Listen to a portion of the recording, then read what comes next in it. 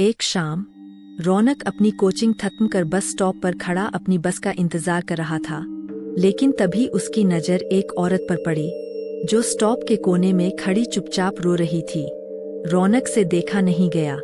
वो उसके पास गया और बोला, मैम, आप ठीक है? आप क्यों रो रही है? तभी उस औरत ने धीरे धीरे अपना चेहरा उसकी तरफ घुमाया और कहने लगी, क्या तुमने मेरे पति को देखा है? अगर देखा है तो बता दो, वरना मैं तुम्हें जान से मार दूंगी। रौनक ये सुनकर 2 कदम पीछे हटा। उसे लगा कि वो औरत पागल है।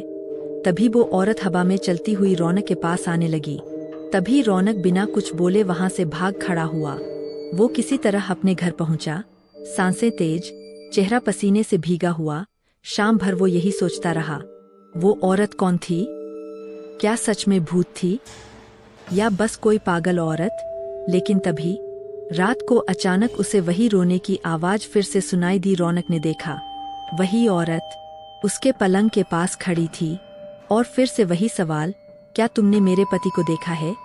रौनक कुछ समझ पाता इससे पहले ही वह औरत हवा में चलती हुई रौनक के पास आने लगी। रौनक पूरी ताकत से चिल्लाया, पापा, पापा। उसकी आवाज सुनकर उसके पापा दौड़कर कमरे में आए। क्या हुआ बेटा, सब ठीक है? रौनक ने कांपती आवाज में सारी बात बता दी। लेकिन उसके पापा बोले, तुमने कोई बुरा सपना देखा है, जाकर सो जाओ। रौनक चुप रहा। लेकिन उस रात के बाद उसने फिर कभी उस बस स्टॉप की तरफ रुख नहीं किया।